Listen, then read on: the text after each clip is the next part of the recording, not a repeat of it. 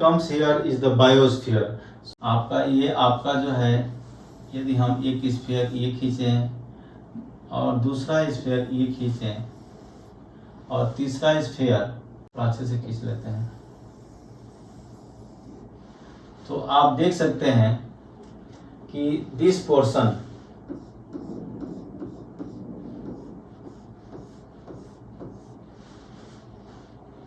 क्या है, this is the biosphere where all these three sphere are in close contact with each other. They interact with each other.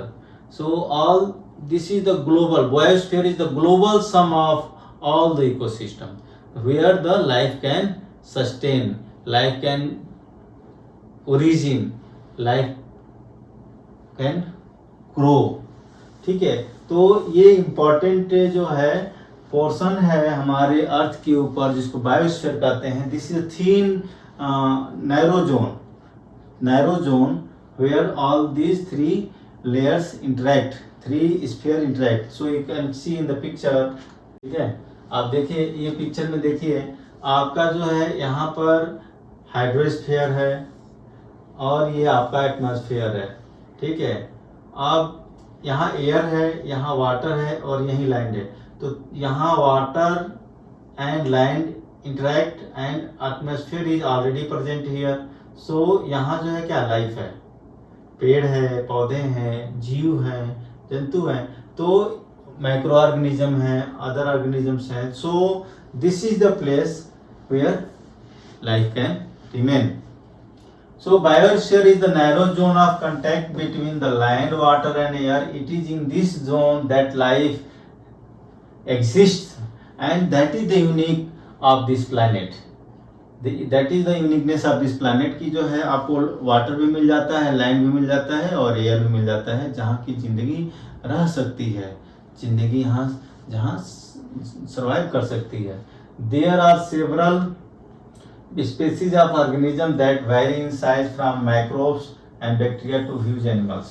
ठीक है, छोटे छोटे कीड़े मकोड़ों से मैक्रोब से लेकर के बड़े बड़े एनिमल तक इस धरती पर रहते हैं जहाँ ये बायोस्फीयर रहता है, एग्जिस्ट करता है. All the living organisms including humans are linked to each other and to the biosphere for survival. So plant kingdom and animal kingdom.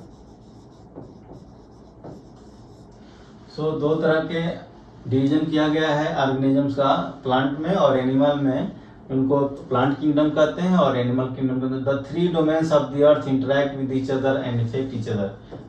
So friends, here I will tell you that this texts are very important and questions are directly asked from the NCERT textbooks.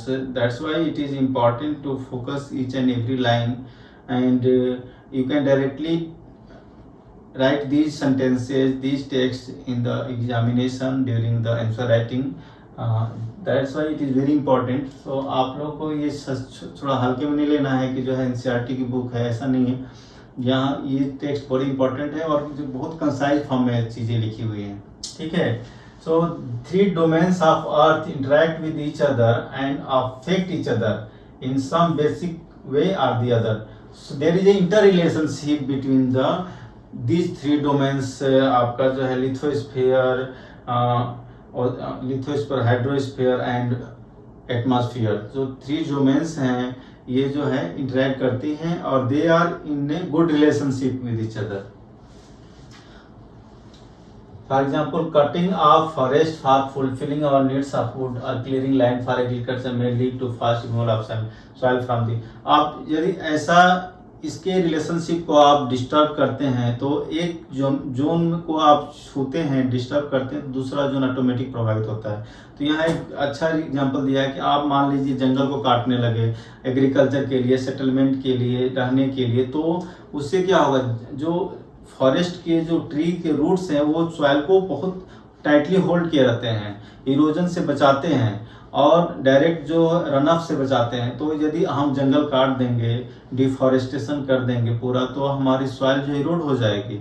Erode होगी तो जो है आपका जो है वहाँ पर problem create होगी.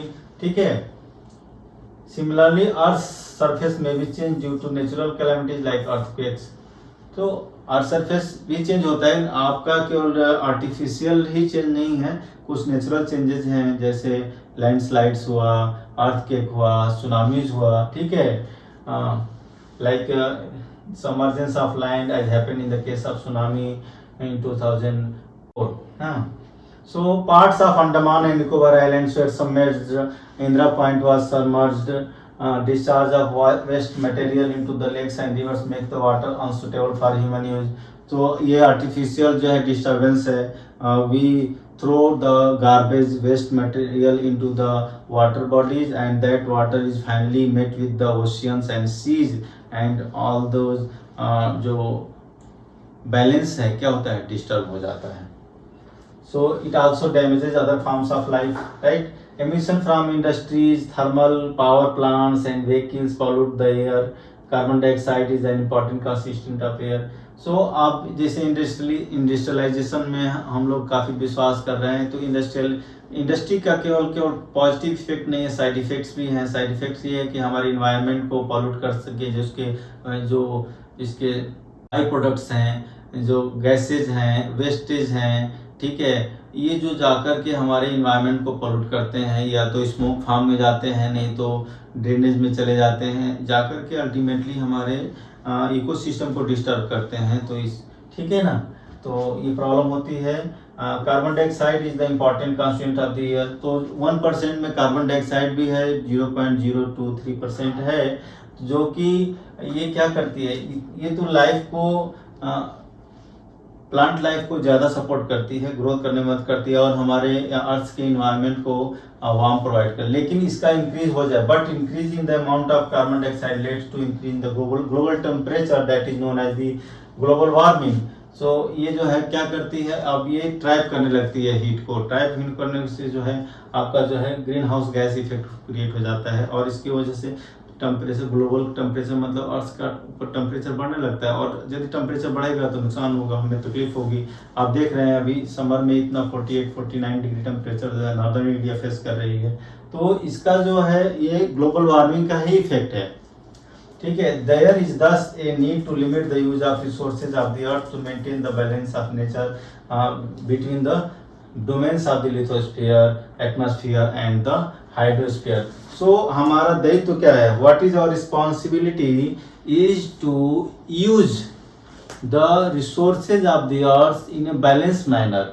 हमें बड़ी समझदारी के साथ और रिस्पॉन्सिबिलिटी के साथ जो है हमें अपने अर्थ के रिसोर्सेज का यूज करना है, ताकि नेक्स्ट जनरेशन के लिए जो है समस्या पैदा ना हो जाए, कि उनका सर्वाइवल मुश्किल हो जाए, वाटर की स्केर्सिटी हो जाए या ग्लोबल वार्मिंग जो है बढ़ जाए, तो हमारे ग्लेशियर के वाटर जो ग्लेशियर्स के जो आइस शीट मेल्ट हो जाए और सी लेवल इंक्रीज हो जाए, मोस्टली जो है most of the coastal area submerge हो जाए, तो बहुत सारी प्रॉब्लम हो जाएंगी यदि हम अपने रिसोर्सेज का सही इस्तेमाल नहीं करते हैं, मिसयूज होने से बचाते नहीं हैं. तो ये सारी चीज़ें हैं जो कि ज़रूरी हैं हमें एज ए एडुकेटेड सिटीजन और ये होने का नाते.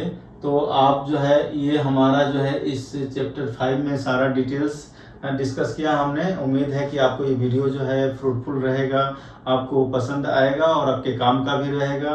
तो फ्रेंड्स, यदि आपको ये वीडियो अच्छा लगा तो आप जो लाइक कीजिए, अपने फ्रेंड्स में शेयर कीजिए और चैनल हीरक IAS को सब्सक्राइब कर लीजिए. अभी बाद में भूल जाते हैं आप लोग, तो अभी सब्सक्राइब कर लीजिए और आप जब भी हम वीडियो डाल रहे हैं आपको मिल जाएगा, ठीक है. तो आप और भी वीडियो जो है हमने चैनल पर डाल रखा है, आप उनको जाकर देखिए और उनका फ़ायदा लीजिए.